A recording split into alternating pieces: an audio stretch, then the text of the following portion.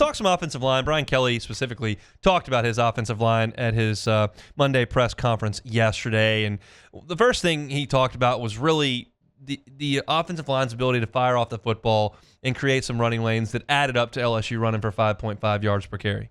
Other things that really stood out after you watch film is that we ran off the ball for the first time with the offensive line. We got off the ball.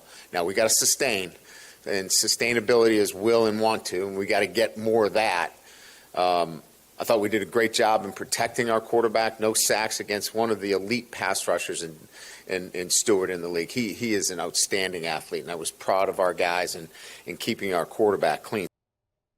So I thought the offensive line did okay. Was Dylan Stewart back there causing some problems at times? Yeah, he was. Was it perfect? No, it wasn't. Were there some tackles for loss? Yeah.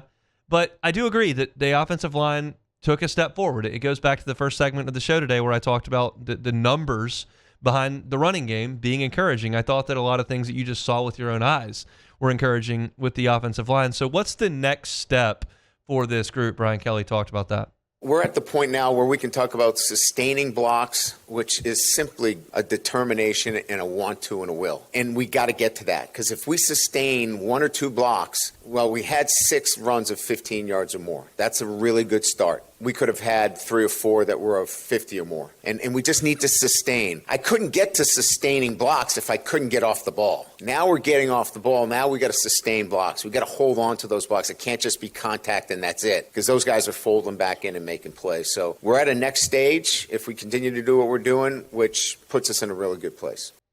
I'll take his word for it. Look, this is not the show that you're going to listen to for a lot of film breakdown. Y'all are aware of that. I'll give you some Pro Football Focus grades. I'll give you a lot of numbers. I'll give you some opinion.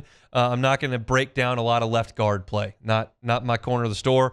Guys in the morning show are awesome at it. Absolutely. And you should listen to them. And you should read Matt Flynn's piece of LouisianaSports.net right now that breaks down film, because it's great. And I'll take Brian Kelly's word for it, because Brian Kelly has coached a lot of really good offensive lines and a lot of really good offensive linemen.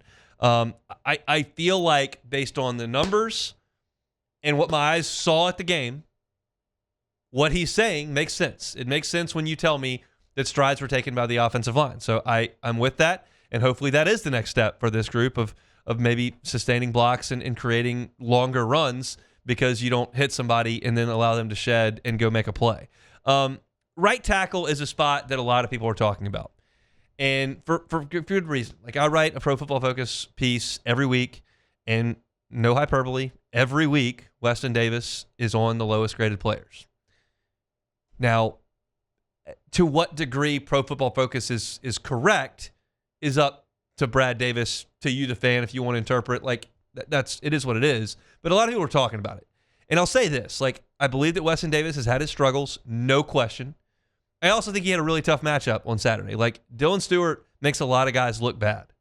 So the consensus, well, not the consensus, generally what I heard was, like, he had some really good reps against Dylan Stewart. He also got beat some by Dylan Stewart.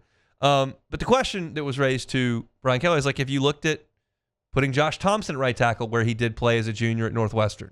We did, but we're willing to live with some mistakes out at right tackle, because we think his future is so bright. So when you go into that whole process of thinking about it, do you thwart his growth of what he needs to see every day? He was really good against 6 and pass protection. Really good. That guy is outstanding. He's as good as I've seen. We've got to get him better in the run game. And that's where, at times, you want to put Josh out there. But we're going to live with him. And I'm proud of him. He's growing. He's learning this game. And that's a big part of this. O-line awareness, O-line instincts. Some have it, some don't. Some you got to really give them reps. And that's what this is about. He needs to play. I'll make a bit of, this is going to be a stretch. I am upfront about this. This is a bit of a stretch, but I think it's relevant. If I put a cornerback out there that's 5'9" and runs a 4.58, I can't really have great expectations for that. If I put a post out there in SEC basketball that's 6'6", 225, like, that's, I got to have low expectations. If I put a Friday night starter out there that throws 84 miles an hour with no straight changeup, like, you're asking for it. Like, you're being unrealistic. Weston Davis is none of those things. Weston Davis is 6'7". He's got massively long arms. He's a high school basketball player. He can move. Like, he's got some tools, and he's got no experience. So it is a reasonable thought by that coaching staff to suggest this kid can get a lot better. Because the gifts are there. Now, he's got to do it. And I understand Brian Kelly saying we believe in this kid. He did a really good job in pass protection against Dylan Stewart. There were some times we wanted to put Josh Thompson out there at right tackle. I get all that. And you've got Carius Kern right there ready to back up, who's also got all those physical gifts and no experience.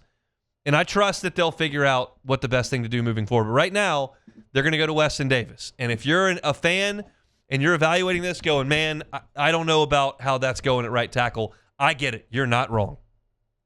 But I would also say, looking at Brian Kelly and Brad Davis going, okay, like, they believe that there are some physical gifts here that could lead to a seismic improvement when something clicks. That story will be written. We'll figure it out. You're halfway through the season. You got one more bye week coming up. Maybe you want to play the next two with Weston Davis, and if it doesn't get significantly better, you make a move to a freshman. We'll see. That story's yet to be written, and I'm not here to make a prediction on that. But I'm just saying that, like, I understand where everybody's coming from. It's something to pay attention to moving forward for sure. Now, Coen Echols, another young player who they've played some at left guard. Paul Mavinga still banged up, did not play in this game. And if you've got Kern focusing more on right and left tackle than left guard, like you've really got Chester as the swing and Echols as a guy who's going to play a lot at left guard. And what did Brian Kelly see from Coen Echols? Yeah, I thought he was really solid for us. You know, he gets off the ball, he gets hands on you, and he moves you. You get a dent, and he did a really, really good job. Now, he made some mistakes, but that's going to happen because he doesn't have a huge resume of work. But I liked his effort. It was really, really solid. Our guard and center play was the best it's been all year. And it happens in the triangle. That's where it has to happen. That group right there has got to get off the ball and get you some initial movement, and that's where we were better. I believe him. The numbers bear that out.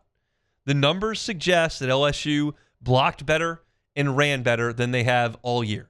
And I think he's correct that the guys in the middle, Braylon Moore, Coen Echols, Josh Thompson, they had their best game. And you saw different looks. You saw some power. You saw the Wildcat run with Malachi Lane and Jack Pyburn back there. You saw Harlan Berry early in the game. Like, you saw some different looks. And you saw the offensive line start to move some people a little bit early in the game. Again, same thing as the first segment of the day. Was it dominant? No. Was it just unbelievably effective? No. Was it steady, solid, and an improvement? Absolutely. So hopefully it's something to build on. And you heard my take on it to start the show. You've now heard Brian Kelly's take on it here in the middle of the show. Like, hopefully that's something to move forward. Because we all still feel great about the defense, and the quarterback's play has not been good enough through 6 games. You know there's more in there. You know that he can be better. You just got to hope that as time goes by, the offensive line improves with the running game improving, and then the quarterback improves, and you've got a more functional offense. You hope you don't run out of time before that development can happen. You still have some.